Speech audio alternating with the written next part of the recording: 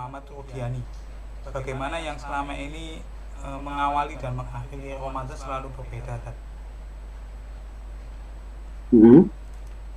Yang selama ini kaum muslimin mengawali dan mengakhiri. Tadi kan dengan jelaskan kan ketika kita melaksanakan ibadah puasa Ramadan kan diperintahkannya ketika melihat bulan.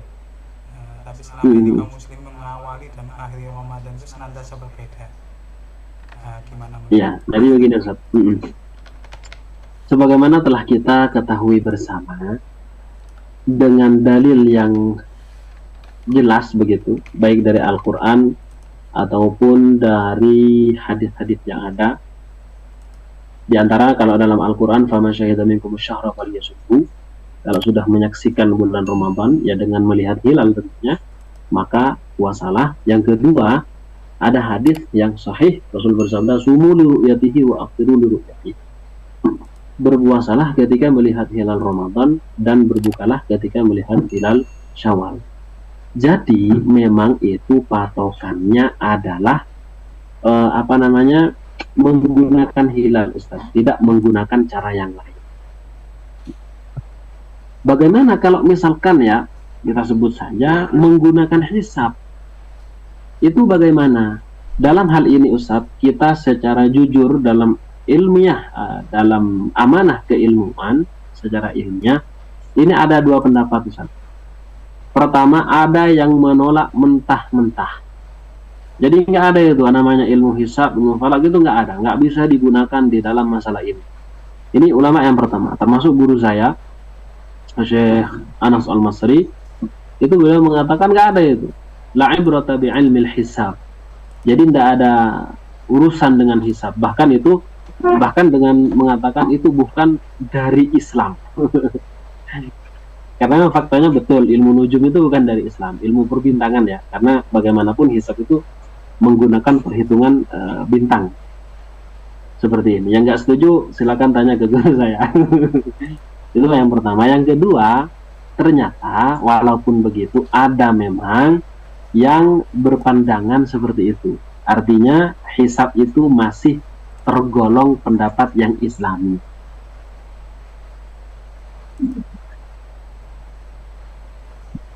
Ada memang sebagian ulama yang berpendapat bahwa ilmu hisab itu juga bisa diperhitungkan.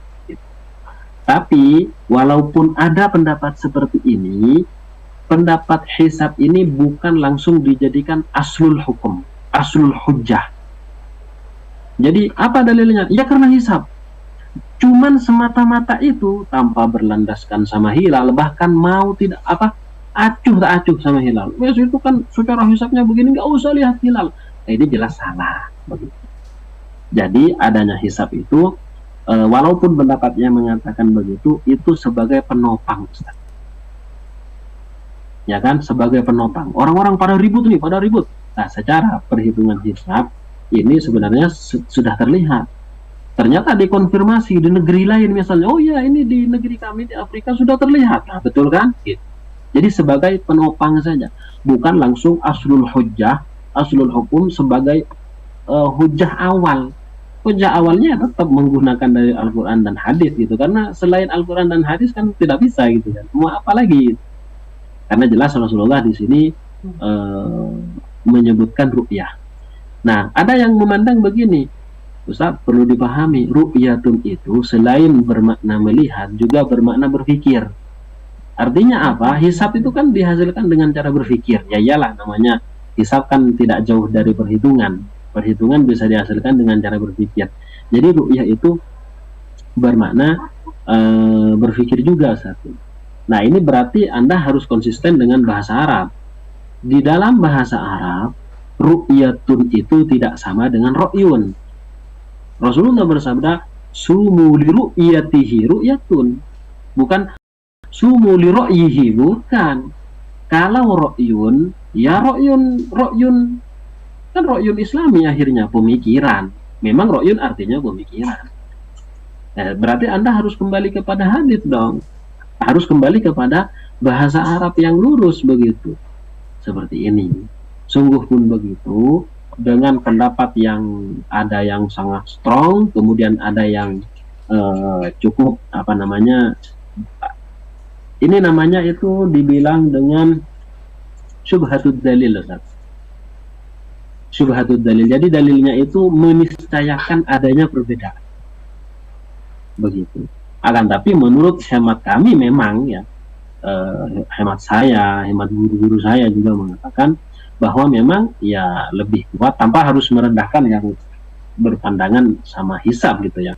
Ya memang lebih kuat yang hilal gitu. Karena dalilnya jelas, ayat Al-Qur'annya jelas, hadisnya jelas, dan ini sudah jadi kebiasaan Ustaz, para sahabat sepeninggal Rasulullah Shallallahu Alaihi Wasallam atau bahkan semenjak hidupnya Rasulullah, beliau ini para sahabat ini kan di akhir Sya'ban itu kan naik ke gunung-gunung dalam rangka melihat apa?